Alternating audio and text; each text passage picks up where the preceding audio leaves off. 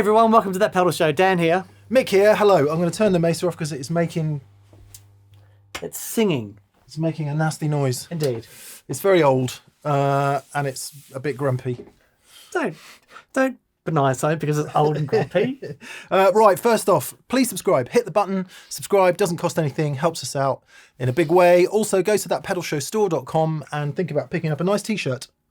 Check it out. New is Toneverse in 2 colourways. I am wearing that pedal box. Nice. Very good. Yeah, thanks for doing that. All right. Simple premise. This started off as a conversation about slaving amps. And we thought there's just so many variables there. Why don't we try and strip that down to something that's a little more easily understood in the first instance? So we got 2 amps. We do. We have a Marshall 1987X, which is a 50-watt amplifier, a non-master volume amplifier, with 2 EL34 power tubes. Beautiful. Yep. We also have a Mesa Lone Star 100-watt that uses 4 6L6 power tubes. The Mesa has a 2x12 cabinet using, I want to say, Mesa C90 speakers. Okay, as opposed to the C90 cassette tapes. Yeah. Yeah. Because that would be hilarious. The Marshall is running into a Hughes & Kettner 212 with 25-watt greenbacks. Cool. British speaker, American speaker, American amp, 6L6s, British amp, kinda. Yes. That's kind of what we say. So the question is, what happens if you start mix and matching those things? Yeah, because the format of these amplifiers, we've got a preamp section, then we have an effects loop, and then we have a power amp section, and then we have a speaker out to go to the speakers. So we can actually mix the preamps and the power amps and the speakers and just see what's, get some combinations and see what makes a difference. And we're not using the effects loop in its kind of traditional form to send and return effects. What we're using the effects loop for, and you'll see this if you look at something like a Fender Hot Rod Deluxe or certain PV amps, it will say something like preamp out, power amp in. And that's exactly what our send and return are. So without further ado, on the board are just a little couple of talent helpers there. The most talent helper of all. Indeed. And a little box so that me and Dan can switch between guitars easily. Let's hear the amps in their natural state. There's going to need to be some graphics. Okay. So we're going to be talking about Marshall Pre, Marshall Power, Celestion Greenback speakers. Yes. Yeah? Yep.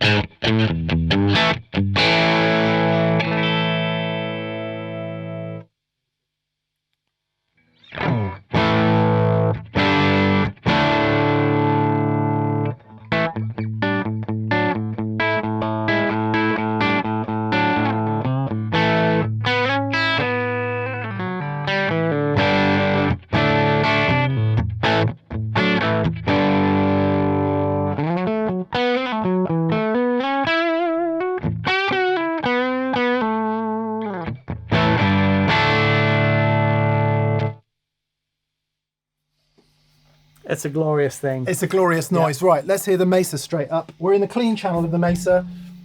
Just for reference, clean channel, there's a little bit of dirt on it, you'll hear.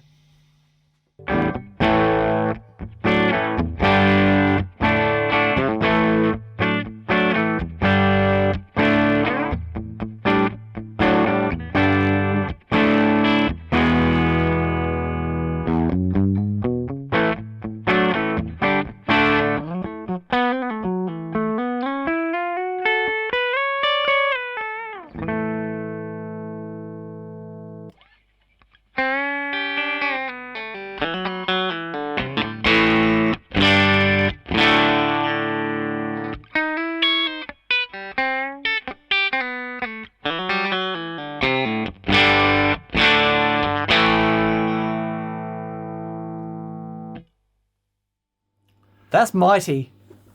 That's mighty.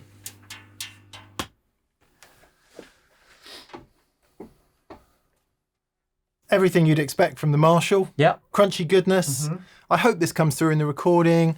A lot of upper mid and sibilant-y kind of treble in the overdrive. Urgent. Yeah, it's right there. Yeah, Mesa fatter in the lower mids, I would say, or at least not as prominent in the upper highs. Yeah, but with the telly, I mean, like the guitars in the Mesa, because the headroom, the differences are stark. Whereas in the Marshall, because the Marshall is limiting so much. I mean, obviously you can tell the difference, but the Marshall has nowhere else to go because it's so limiting. Whereas the Mesa is still going. Come on. Yeah, that 100 watt power section. I did actually turn it down a bit when Dan started playing because it is eye-poppingly loud. Okay, first thing then, let's hear the Mesa through the Marshall's power section. This will be very interesting. So at the moment, the Mesa's clean, right? Loads of headroom. It's not. It's overdriving a bit. Yeah. But well, if I'm playing the telly, it's clean. Yeah, when yeah. it hits the humbuckers, it's limiting more. But compared to what the Marshall's doing, very clean. So now we're going to go Mesa pre, Marshall power section. Yep. Mesa speakers. Okay.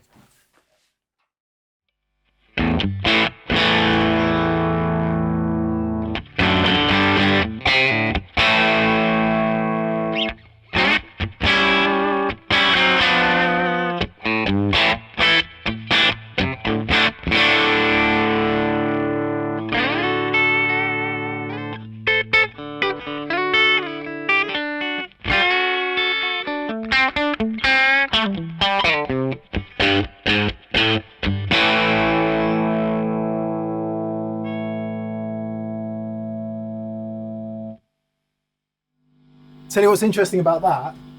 Everything. The diagram on screen will just reiterate that it's the Mesa preamp, the Marshall power amp, and the Mesa speakers. The volumes on the Marshall are not in the game. Watch. Yeah, that's definitely what's happening. Watch this.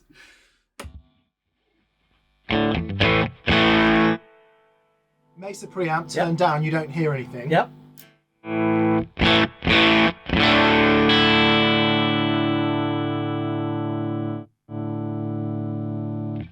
Mesa master volume turned down, you don't hear anything.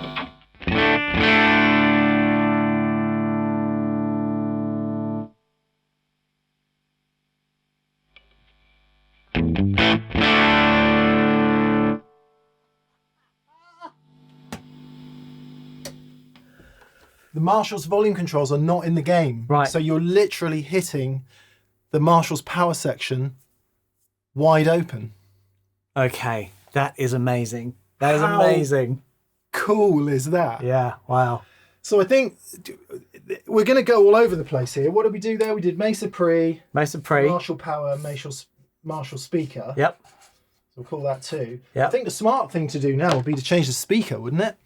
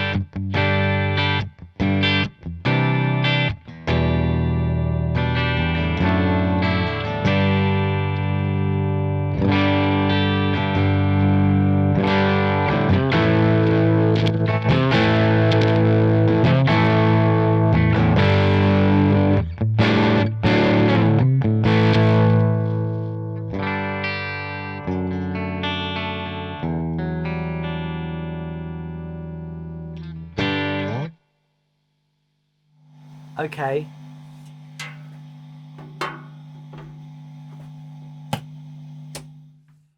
I didn't think it would make that much of a difference. Them being, obviously, I know greenbacks are going to break up earlier, but they're like the difference in breakup in the speakers, and that frequency-wise, it's like, oh, okay. Yeah, there's two significant differences with the cabs. Number one, different speakers. Number two, the HK is closed. The Mesa is mostly open. So we've got two 90-watt speakers in the Mesa cab, two 25-watt speakers. And obviously we're hitting, when we use the Mesa power section, we're going to be hitting it with 100 watts, so we need to be a little bit careful. But this is awesome. Yeah. I haven't even turned a pedal on yet. It's just great. It's difficult for me because I'm getting up and down, so I can't really gauge what's going on. There's something about the nature of the Marshall's power stage being completely open that I am loving in a really big way. Yep. It works really nicely. Okay, let's so up to this point in the video, apart from the amps on their own, you've been hearing the Mesa's pre. Let's switch over to the Marshall pre and hear it through the Mesa power amp and see what happens.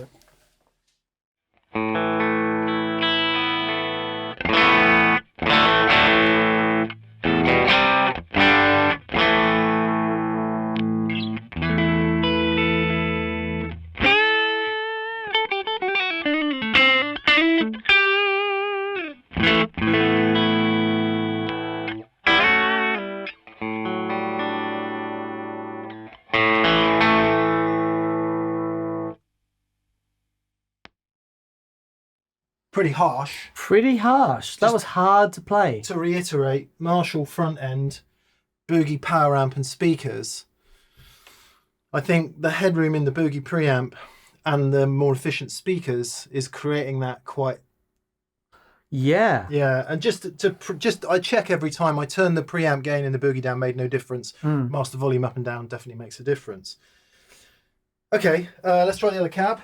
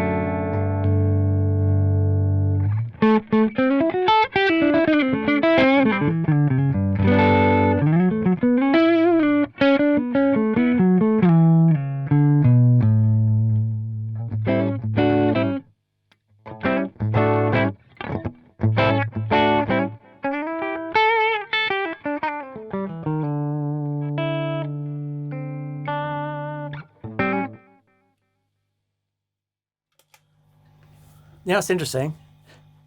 When we did that first one, we used the Mesa Pre into the Marshall Power, into that, and it just went, what? I thought, oh, this is amazing. We're going to find all these amazing combinations. So far, that's the only one I've preferred over the straight amps. Yeah, I was initially thinking, sorry, turn it off again, it's considerable hum. I was initially thinking it was all about the speakers. But I don't think it is. No. I think it's about the power section in the Marshall. I am absolutely loving the power section in the Marshall. Yeah. Yeah, because that sounds great. Either preamp into either speakers. But there's the preamp in the Marshall seems very. Well, what are we missing by not using the front end of the Marshall? What are we missing? The horrific bright cap. Right. For those of you who don't know, on a lot of 4-input Marshalls, there's a really serious bright cap on the high treble channel, which scoops away a huge amount of bottom end and just makes it so aggressive and high-endy that when you crank it, it sounds really glorious. But at low volume, it's really aggressive. And we've essentially taken that away from the front end of the plexi. Okay. And instead, the Boogie is much more better behaved at sensible gain levels. Sure. So I think the reason, and we're constructing a narrative here, right? The reason I think I'm enjoying the sound of the Marshall Power and the Boogie Pre is partly because we are bypassing that bright cap. Can we just mess with the EQ on the Marshall for a minute? Marshall Pre, Boogie Power Amp, Boogie Speaker. And you want me to mess with the EQ? I want you to see if you can open up the preamp and the Marshall so it just sounds fatter and full, because the way it was running then, it just sounded very constricted. I don't know if, turning up the bass and turning down the mids is going to have... Because you wouldn't do that with a normal Marshall preamp when it's open like that, because it's so open and alive. Adding more bass is going to make a... But I don't... So you want more bass, less aggressive? Yeah, just less mids, more bass.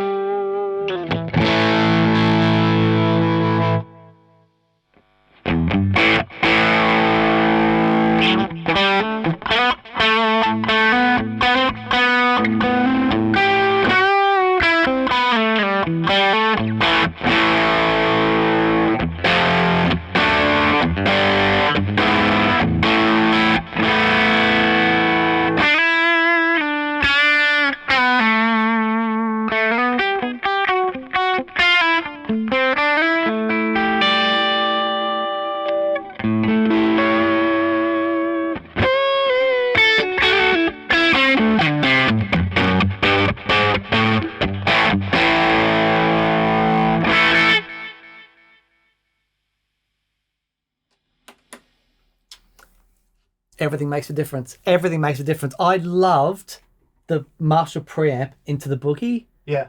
With Boogie speakers, Boogie Power Amp. Because I'm getting the gain I wanted out of the overdrive, because there's so much gain in the Marshall. Yeah. It's like the overdrive is almost superfluous. Yeah. And it's adding stuff that I don't really care for. It's the Marshall preamp into power amp with the speakers, it sounds great, but I don't have the same level of control as I do using the preamp into the Boogie power amp and speakers. Okay.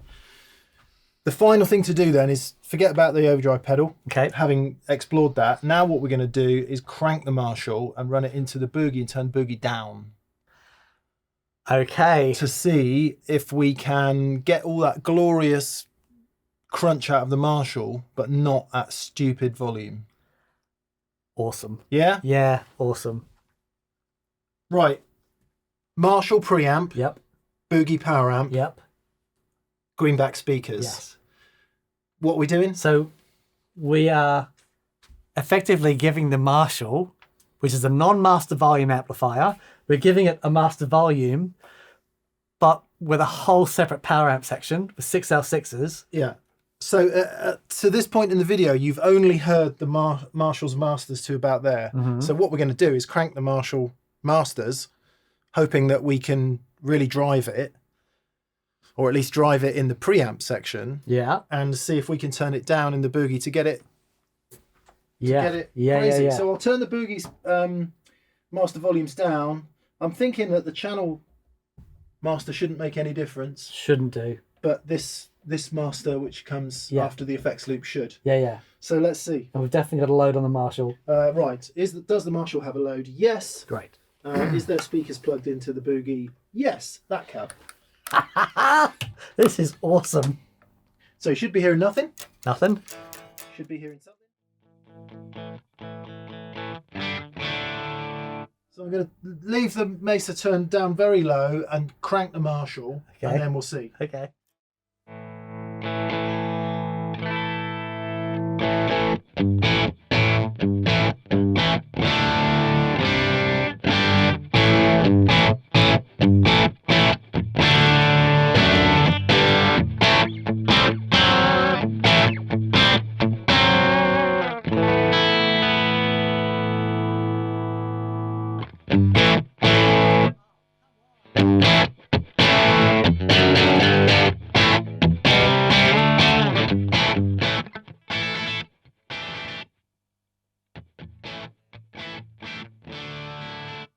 That's the Marshall almost flat out. It's kind of on 3 o'clock for its two masters, and the Boogie just turned right down.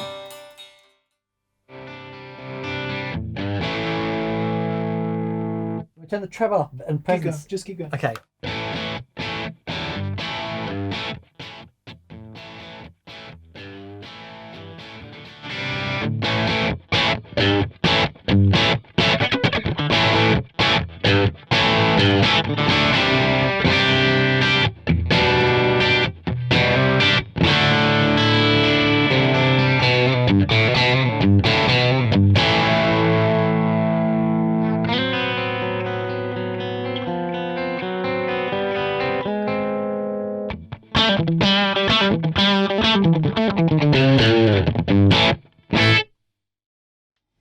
That is ace. That is ace. Final variable, we'll switch from that cab to this cab.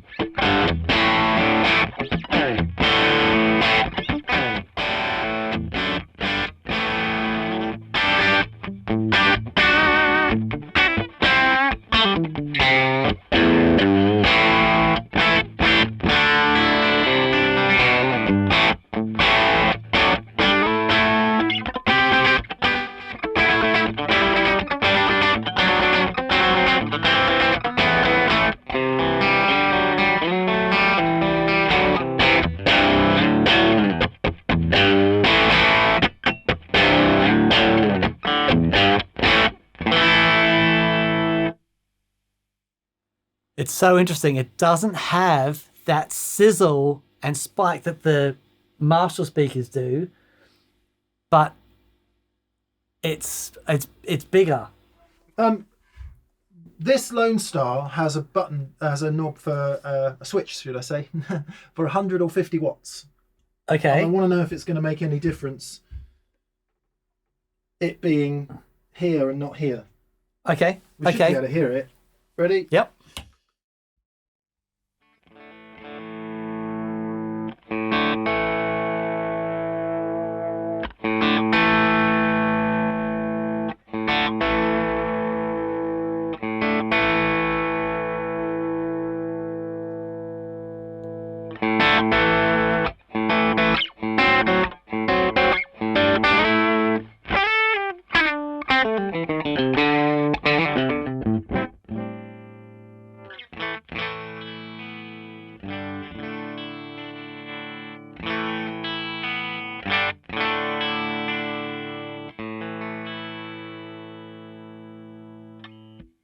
So now we're going to do the opposite. The Marshall's turned right down.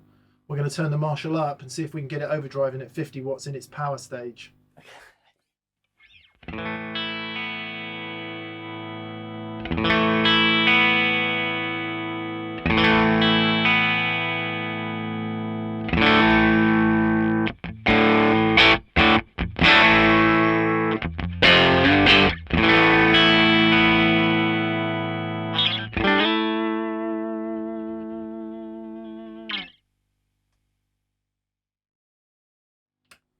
So that was the Marshall running at much lower overdrive and the Mesa cranked at 50 watts. So not seeing quite so much. But the power amp is still Yeah. But I don't think it was seeing enough to get it to drive. Yeah, it would as have much. Yeah, maybe. Interesting. Wow, that's amazing. Um, Is there anything that you wanted to try from that lot? pretty much all of the playing examples you heard today are just stabbing away and going at fairly high transient type of chords. Mm-hmm. And for those, and if you watch a lot of amp comparisons on the internet, that's what you'll see. And I think in that environment, the comparisons aren't, you can certainly hear the difference, but you're hearing none of the subtlety. You're hearing none of the kind of what happens to the bloom of a note, what happens to the feeling under the fingers. Sure. And when you're talking about the Marshall and cranking it, perhaps that's what you want. Mm-hmm. So you were quite happy with that, weren't you, at the end? Using the Marshall front end and taming the EQ. Once the EQ had been sorted out, very happy with it. Very happy with it. I'll do one thing to finish, and that is that one of the main reasons I stopped using the Lone Star was because I couldn't ever crank the master enough I felt like it was always constrained. Interesting. Like all master volume amps, for what it's worth, when you get the front end going enough just to get some love happening, you've got to turn that master volume down. And I just feel like it's all a bit the back end of it's not working like it should. Okay. So I'm going to do the other thing. All right. I want to try and get a nice sound out of the front end of the Mesa. And with the back end of the Marshall. And just use the Marshall. Remember, the Marshall is completely wide open, right? There's no controls that are in play. I don't think presence might be, but the master volumes certainly aren't, as we've proved. So I'll do that. Let's set that up, and when we come back, that's what will be happening. Okay. Mesa front end, Marshall power section, Mesa speakers. So what I'm trying to do here is the Marshall is wide open. So we'll see. We've just checked, and none of the controls on the Marshall do anything except for the presence. So I want to see if we can just get a bit of love going. The channel master in the Mesa still works. Okay. But the master volume doesn't. Right. See? Watch. And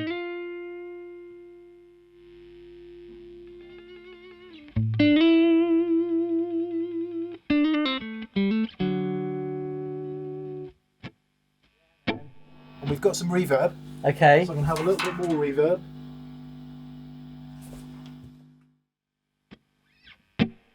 Yeah. Going to push the front end of the Mesa a bit more.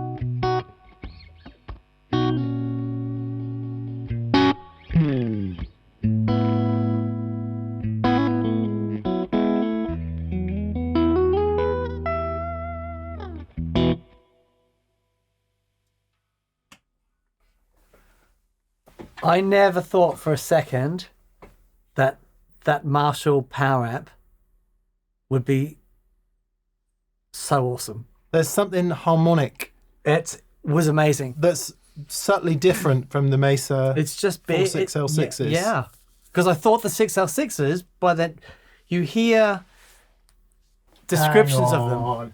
Hang on. We're on 50 watts.